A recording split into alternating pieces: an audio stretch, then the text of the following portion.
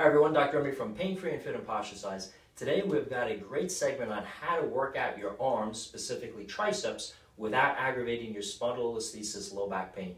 Hope you enjoy.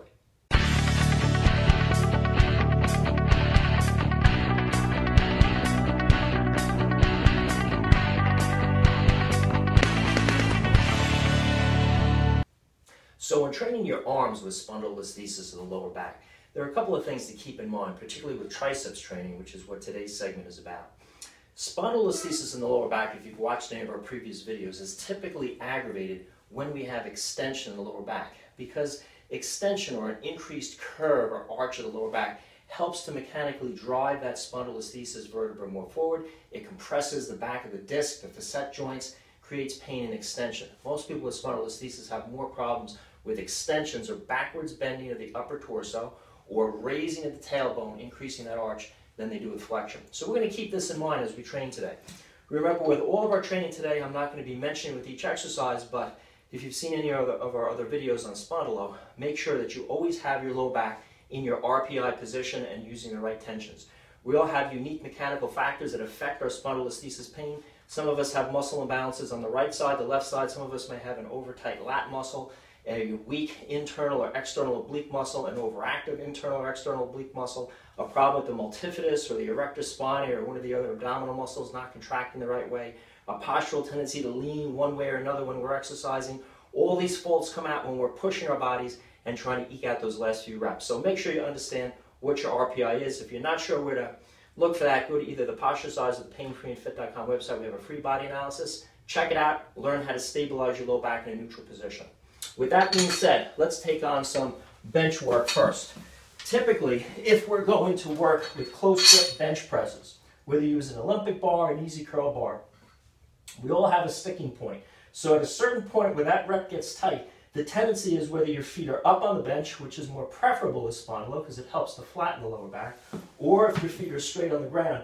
As we try to get into that sticking point, there's going to be an arching of the lower back. That's the point where you really want to emphasize that RPR, that neutral spine. Whatever your unique correction is, whether you need to keep your right hip down a little lower from your rib cage, whether you need to twist your torso a little bit to the left, if you don't do that right there during that sticking point, you're going to go back to your old posture and movement habits, and that's going to torque that lower back, possibly aggravating that spondylolisthesis vertebra.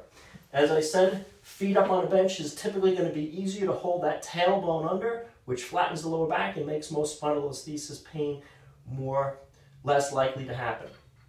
Skull crushers or tricep extensions. The further back we go with triceps over the head, the more the lat muscle on both sides is going to pull or stretch. If we have a tight lat muscle, that's going to, the lat muscle goes from the shoulder to the lower back. It's going to create an arching in that lower back. We don't want an arching. We want to keep it flat. So therefore, keeping the elbows further towards your shoulder line as opposed to over your head is going to be easier when doing tricep work than overhead. As we go back, the torso wants to extend because of the weight and the lever. The low back wants to arch, more dangerous. Keeping elbows here and doing tricep extensions or sculls to the forehead, to the nose, or like powerlifting training, doing it more to the chin or the throat to hit the lower inner parts of your triceps is going to be easier to reduce that extension stress that aggravates spondylo.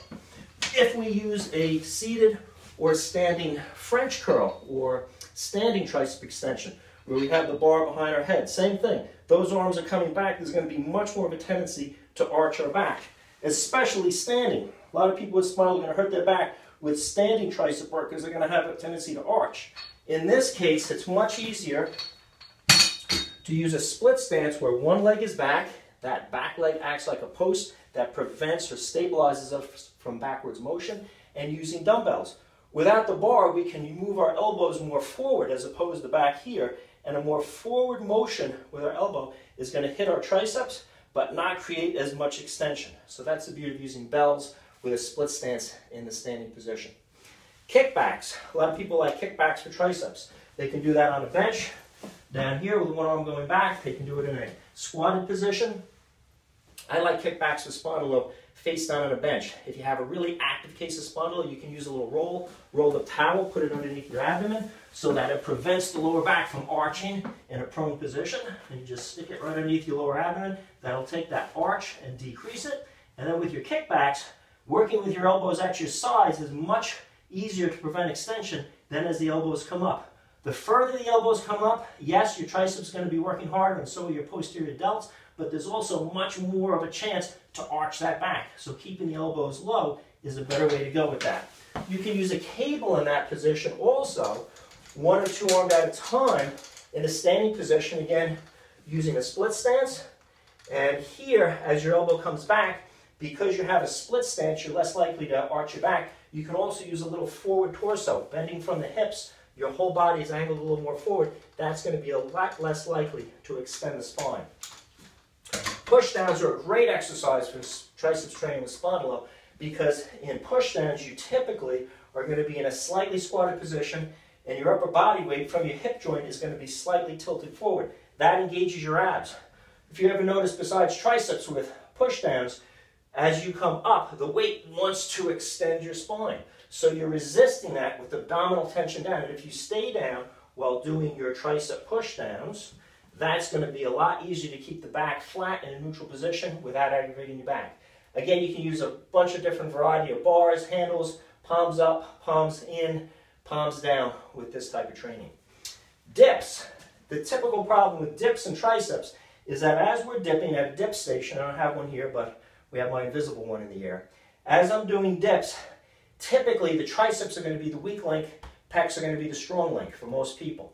So as you get tired, as you go on in the set, the tendency is to lean more forward to recruit more pectoral muscle and give the triceps a bit of a break. The problem with that is as you're dipping and as you lean forward, many times the tailbone will come up and you'll tilt your pelvis anteriorly, arching the lower back. So when you're doing dips, make sure that you're keeping your tailbone under, flatter back, neutral position with your RPI, and keep your hips centered more underneath your shoulders. If the hips go back behind the shoulders, that's more likely to use pec, arch the back, aggravate spondylo. Keeping the hips underneath the shoulders, a lot less stress on spondylolisthesis because the spine is hanging more vertical. You'll feel a lot more in your tris, less in your pecs, and save your lower back. Finally, bench dips. A lot of people like this classic exercise for triceps. With bench dips, as you're going up and down, of course, the closer your hands go, the more you're going to feel that in your triceps as opposed to a wider grip. There's different heads of the triceps. I like for most people, hands in, they feel the entire 3 heads a lot more in the tricep.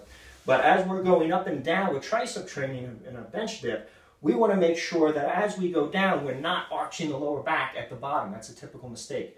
What will help you with that is if the feet are elevated up slightly. So if you have a little bench, if you have a gym bag or something, a couple dumbbells underneath your feet, when the feet are elevated, the knees are a little higher. That flexes or bends forward your lower back. So as you're going up and down and you're getting to that bottom position, there's a lot less tendency to extend or overarch the back.